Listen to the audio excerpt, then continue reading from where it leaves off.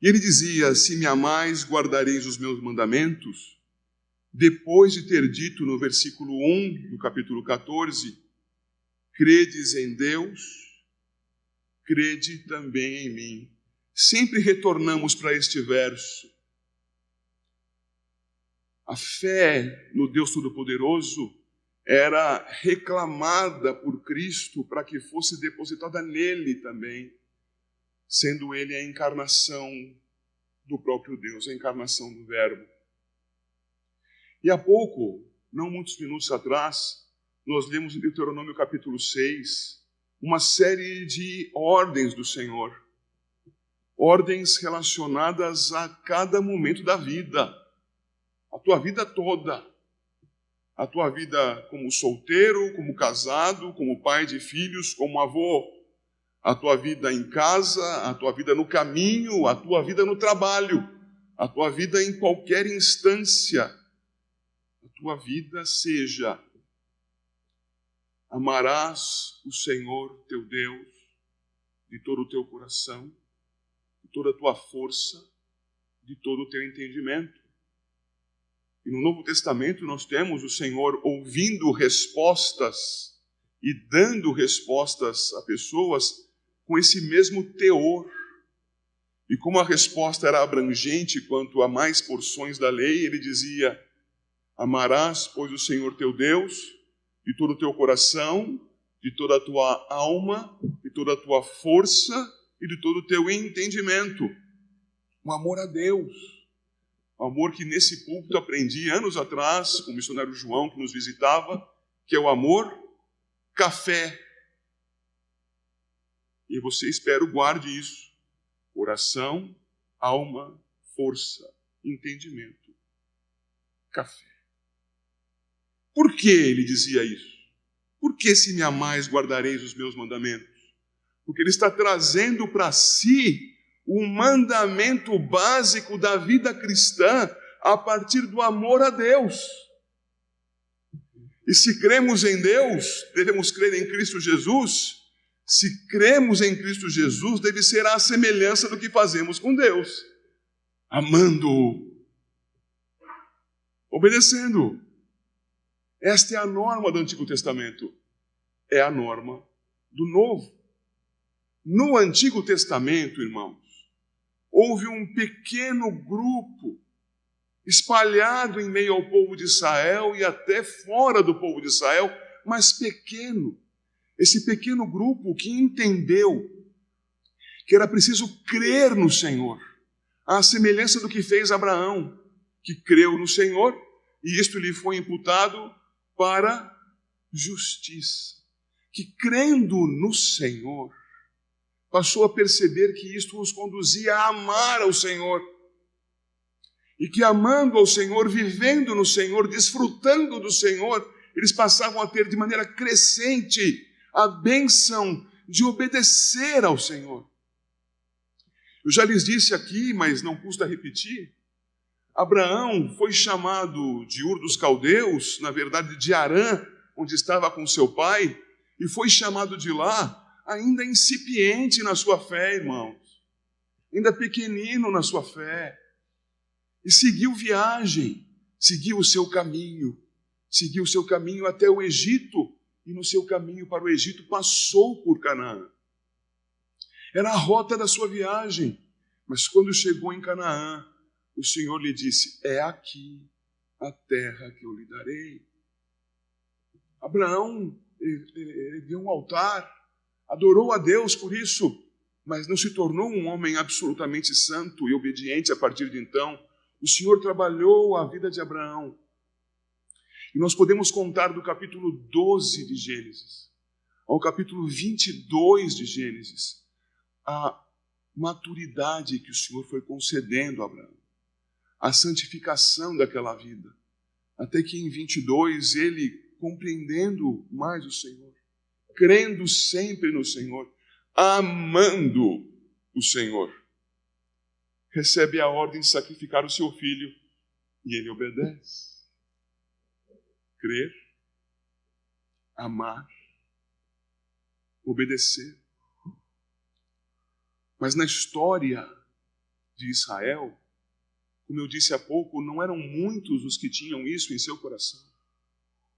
Uma vez entregue a lei do Senhor por meio de Moisés ao povo em geral e através do povo para o mundo, muitos compreenderam que a vida decorreria da obediência à lei. Vejam, a obediência faz parte da tríade crer, amar, obedecer. Mas ela é apenas a consequência, o ato final. E as pessoas então crendo apenas no obedecer, não criam em Deus, não amavam a Deus, apenas queriam obedecer. E por sua obediência alcançar, por seus próprios esforços, a presença de Deus. Compreendiam então que a lei era a mediadora entre Deus e os homens. A lei, para muitos enganados, era a mediadora, era a Messias, era o caminho para a vida. E o Senhor Jesus demonstra, e o Novo Testamento repete isso com clareza na Epístola aos Romanos, na Epístola aos Gálatas. A lei põe em evidência a nossa incompetência, a nossa necessidade de Cristo. Então o Senhor Jesus está ensinando aqui que não é por meio da lei, mas é por meio da fé nele, e que quem nele crê o ama. E como diz mesmo o versículo 15, se me amais, como é? Guardareis os meus mandamentos. Nessa ordem, Cristo, o Messias, do que ele falava? Falava aos judeus: creiam para amar, amem para obedecer. Creiam em Deus, amem a Deus, obedeçam a Deus. Em que momento ele fazia isso? Ele fazia isso no momento de dor dos discípulos, no momento da sua própria dor. E temos visto que ao invés de buscar consolo dos discípulos, ele os consolava. Ele os consolava dizendo: creiam, 14:1. Amem, como acabamos de ver no 15. Obedeçam, hajam, façam aquilo que eu determinei. E as ordens do Senhor Jesus, nesse contexto consolador, já vimos, são bênçãos para nós. As ordens são bênçãos. Crer nele é estar com os pés firmados na rocha. Crer nele passa por cada um desses versos 2 a 14. Crer nele é consolador, porque faremos coisas como as que ele faz. Poderemos falar com Deus em seu nome. Poderemos ter segurança do caminho a seguir, justificados pelo mediador. Mas estas palavras consoladoras, irmãos, trazem em si também mandamentos, ordens diretas e indiretas. Eu me lembro certa vez, era a final de um acampamento militar. Eu, tenente, instruindo um pelotão de alunos do Centro Preparatório de Oficiais da Reserva, estava imundo, literalmente da ponta da minha franja, que você vê que é longa, à ponta do coturno. E naquela imundície de lama, à frente dos alunos, passa por mim um major, hoje já tenente-coronel, comandante de unidades pelo Brasil. Não vou dizer o nome, porque vocês sabem, essas coisas devem ser preservadas. Mas ele passa por mim e diz assim: está sujo o coturno, né, Abraão?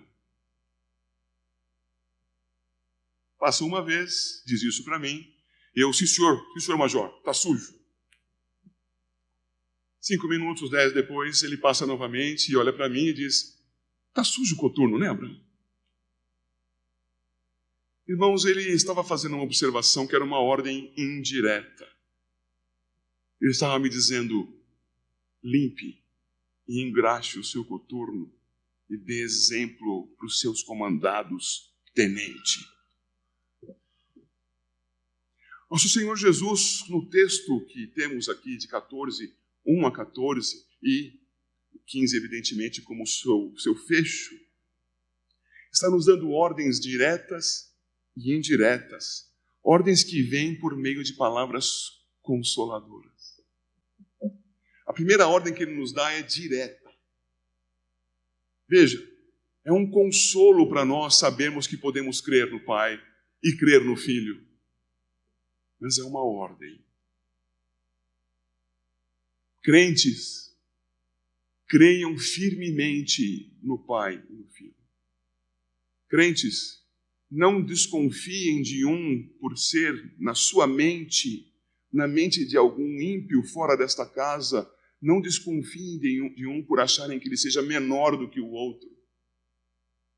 Houve ocasião, estamos chegando nessa ocasião, aqui no discurso de Jesus, nesse trecho do cenáculo, em que ele diz, o Pai é maior do que eu. E alguns vão tratar disso então dizendo, então, de fato, um é Deus, o outro é um Deus. E Jesus não é um Deus, ele é o Deus encarnado, o ser eterno na pessoa do Filho entre os homens encarnado, o próprio Deus entre nós. Como ele poderia ser menor do que o Pai? Na sua humilhação. Humilhado como homem que estava. Mas se ele se referisse a si mesmo como Deus, o Filho, eterno e glorioso, jamais diria, o Filho é menor do que o Pai. Ele dizia, eu, Jesus, sou menor do que o Pai. E o dizia ainda na sua humilhação. Quando cremos no Pai, cremos naquele que tem todas as coisas em suas mãos, todo o poder, o Criador, o sustentador de todas as coisas, aquele cuja vontade se cumpre na história sobre a vida de cada um de nós. Como devemos crer no Filho? Exatamente da mesma maneira, nada a menos. A fé depositada no único Deus verdadeiro. É uma ordem direta. Creia em Cristo. E ela é seguida de uma ordem indireta. A ordem indireta principia no versículo 2, quando se lê, na casa de meu pai há muitas moradas, se assim não fora eu vou-lo teria dito, eu sigo pelo 3, pois vou preparar-vos lugar. E quando eu for e vos preparar lugar, voltarei e vos receberei para mim mesmo, para que, onde eu estou, estejais vós também. Isto é uma ordem. Mas onde está a ordem? Irmãos, nós cristãos, viciados que somos na nossa humanidade, pensamos e construímos os nossos planos, os nossos objetivos, todos com esperança no futuro na terra. Tudo se resume ao futuro nestes dias, nesta condição que temos agora. Veja, por favor, que eu não estou dizendo que nós devemos nos esquecer desses dias e vivermos mendicantes por aí. Não, não é isso. Estou dizendo que nós não podemos viver com as nossas esperanças postas nesses dias. No meu trabalho, no meu cônjuge, na minha saúde, na minha beleza, nos meus estudos, nos meus relacionamentos. Quando eu espero naquilo que está ao alcance das minhas mãos, naquilo que os meus planos propõem fazer, é bem provável que eu esteja me esquecendo da esperança que realmente importa.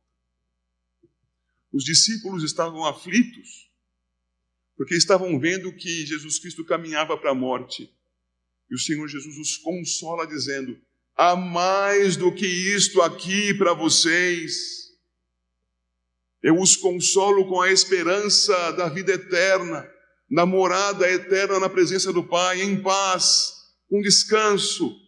Mas ao mesmo tempo que ele consolava assim, ele ordenava, tenha, cristão, esta esperança.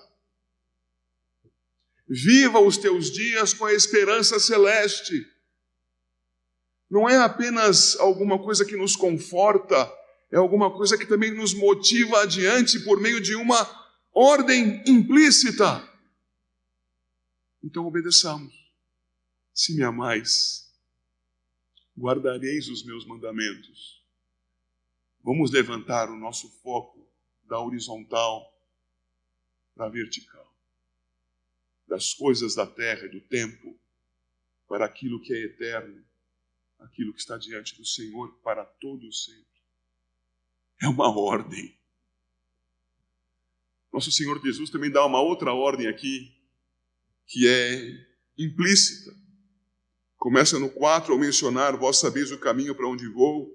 E nós vimos no versículo 6, eu sou o caminho e a verdade e a vida, ninguém vem ao Pai senão por mim. Isto é, vocês querem ir ao Pai? Ordem, é por meio de mim. É conforme a revelação. É sendo justificados por meio de mim. Vocês creem no Pai, creiam em mim. Tenham a esperança da vida eterna. E façam isso por meio de mim. Não se iludam fazendo outros caminhos. Crendo noutras revelações. Entendendo possível outro tipo de justificação. Ordem. É pelo caminho de Cristo. A palavra de consolo certamente há. O caminho está diante de nós. Basta que o trilhemos. Mas é preciso trilhá-lo. É preciso caminhar por ele. Estreito, como diz lá em Mateus capítulo 7. Estreito. Porta estreita, caminho estreito, acrescento, pedregoso, espinhoso. Mas é este o caminho. Ordem. É por aqui. Façamos como disse Paulo certa vez. Olha, imitem-me do modo que imito a Cristo. Enquanto sigo a Cristo, me sigam. Podemos fazê-lo? O faremos se amamos a Cristo. O faremos se obedecemos a Cristo.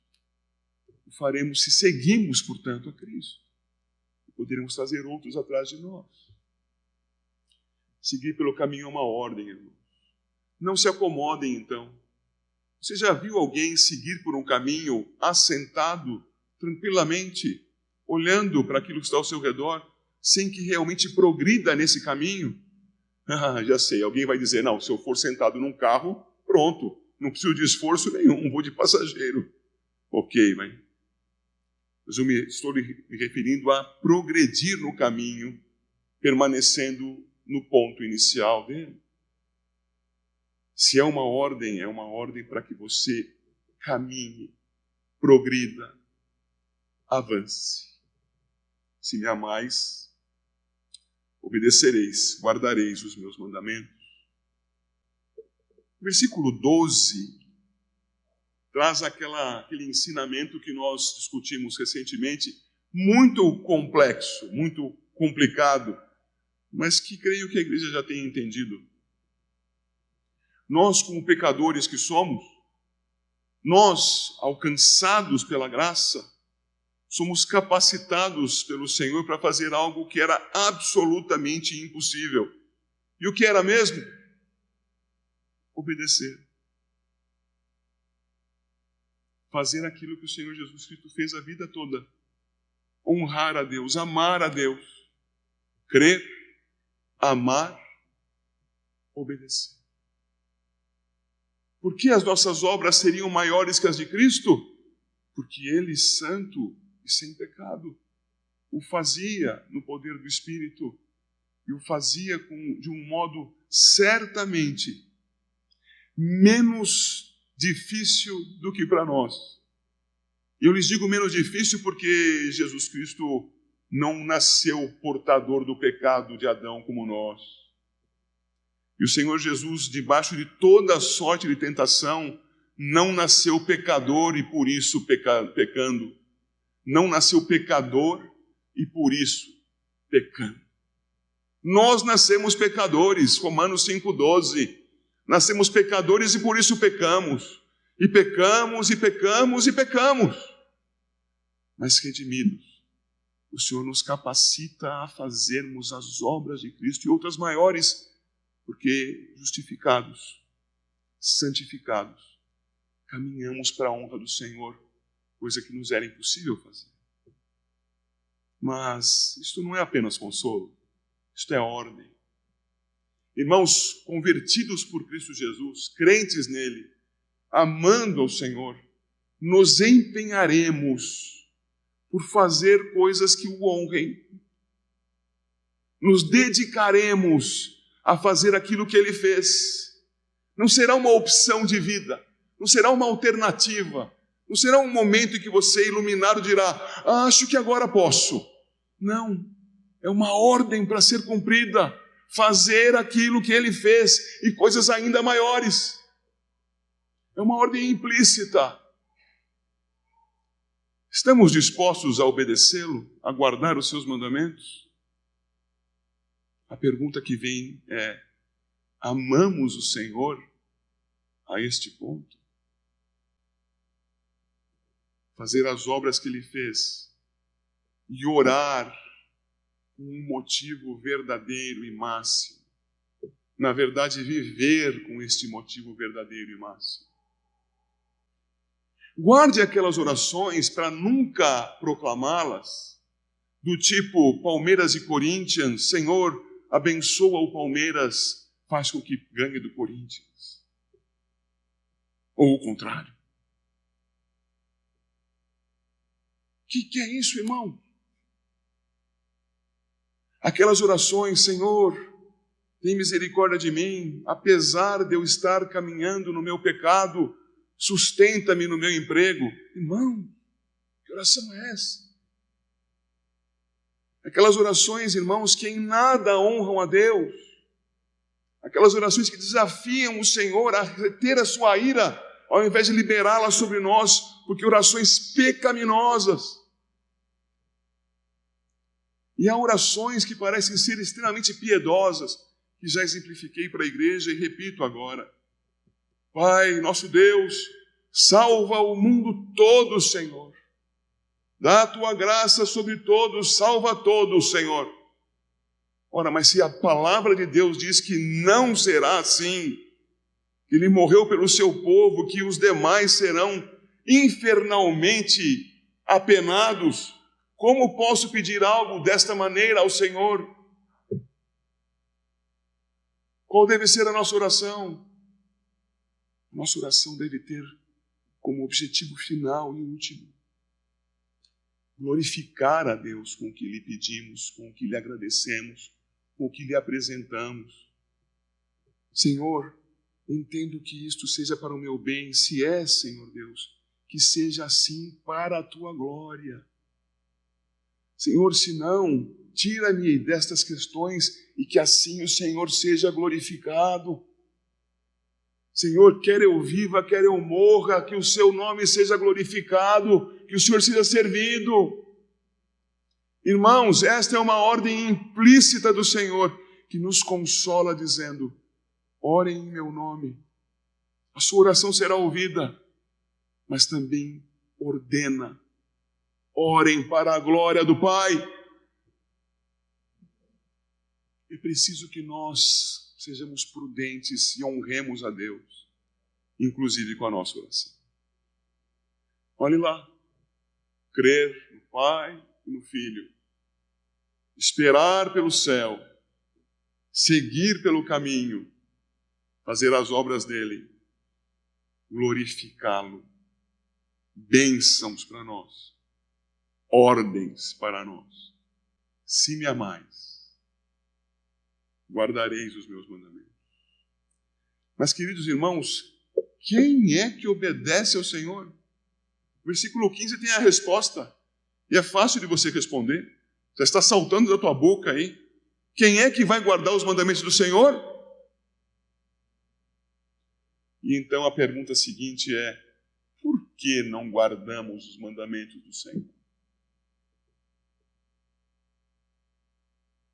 Vejam como nós precisamos nos examinar. Porque já fomos redimidos, somos crentes nele. Temos amado o Senhor. Ele é de fato o primeiro, ao lado de ninguém. Amá-lo é a regra para amar a mim mesmo? Amá-lo é a regra para eu amar o meu próximo? Queridos irmãos, se nós não estivermos amando a Deus sobre tudo e sobre todos, daquele modelo que já lhes disse, café, coração, alma, força e entendimento, queridos, como obedeceremos? Alguns, ao ouvirem esse tipo de pregação, dizem, ele está ensinando a vida pelas obras. Não, mas estou dizendo que a vida cristã, que é real pela fé em Cristo, tem resultados, tem evidências da sua existência. Ela surge, ela aparece, ela dá sinais de vida verdadeira. Eu vivo em Cristo, mas vivo do meu jeito. Será? Quem crê, ama. E nesse amor vai crescer, como Abraão, lá no Gênesis, gradualmente, mas crescendo na sua obediência a Deus. Quem obedecerá? Espero que possamos dizer, eu aqui, pela graça do Senhor, em nome de Jesus. E o que resultará desse amor, dessa obediência? Vejam, por favor, os versos 21 e 23. Diz Jesus, aquele que tem os meus mandamentos e os guarda, esse é o que me ama. Observe que até aqui é o versículo 15. Mas o Senhor acrescenta consolo. Crer, amar, agir. E o Senhor ainda nos consola mais. Veja que aqui não há mais obras nossas a obedecer. Observe. E aquele que me ama será amado por meu Pai. E eu também o amarei e me manifestarei a Ele. O nosso Senhor que nos ama, veja 13:1, e nos ama até o fim, diz que vai continuar nos amando e vai manifestar esse amor a nós. E nós vamos perceber esse amor neste caminho de crer, amar, obedecer. Enquanto nós vamos caminhando e crescendo nisso, vamos percebendo mais e mais. Ele me ama. Ele cuida de mim. Mas nós costumamos fazer as coisas ao contrário. Costumamos querer que Ele nos ame, que Ele cuide de nós. E esquecemos de que devemos amá-lo, nós, suas criaturas, feitos para Ele, antes e acima de tudo. E amando-o, obedecê-lo. Mas o Senhor é fiel. E diz que Ele vai nos amar. E vai se manifestar a nós. E o versículo 23 deixa isso mais claro. Observe. Respondeu Jesus, se alguém me ama, guardará a minha palavra. Verso 15. E meu Pai o amará. Igualzinho ao 21. Mas acrescenta a explicação. E viremos para Ele e faremos nele morada. Irmãos, orar é buscar a Deus e ter comunhão com Ele num aspecto até mesmo externo. A conversa com o Senhor. Falo, Ele ouve. Ele me fala pela palavra, eu ouço. Ele me edifica enquanto eu oro a Ele. Mas a impressão que nós temos com isso é de que tudo acontece de maneira externa. Como nós conversando com uma outra pessoa. Mas o Senhor nos diz que não. Que nós, crendo nele, amando-o, obedecendo, Ele nos ama e habita em nós. É certo que eu ainda vou falar com Ele como um outro, porque eu não sou Deus, Ele jamais será um pecador carente de redenção como eu. Mas a intimidade, a comunhão será muito maior do que estando face a face. Ele está em mim, crente redimido por sua graça. Está em você, crente redimido por sua graça. Aqui ainda no contexto, ele fala do Pai e do Filho, mas no mesmo contexto, Jesus Cristo diz, e isto espero ver com os irmãos noutra oportunidade, e eu rogarei ao Pai. Verso 16, e Ele vos dará outro Consolador, a fim de que esteja para sempre convosco. E vai continuar dizendo que o Espírito Santo habitará e habita em nós. Logo, nós somos o templo, nós somos a habitação, nós somos consolados pelo próprio Deus vivo em nós. Irmãos, que Deus abençoe a igreja, abençoe a sua vida. Que você não considere coisa pequena o crer, amar e obedecer. O cultivo destas coisas diante de Deus. O cultivo desta comunhão com o Senhor. Porque o Senhor graciosamente, àqueles que o obedecem, e é por graça, porque Ele não nos deve nada, desenvolverá conosco uma comunhão da qual nós não somos dignos, mas que certamente nos edifica, nos consola, nos dá paz verdadeira, força para viver nesses dias, para testemunhar do seu nome, do Cristo ressurreto, e para vivermos debaixo das durezas que aparecerem, ainda consolados, como os discípulos estavam sendo aqui.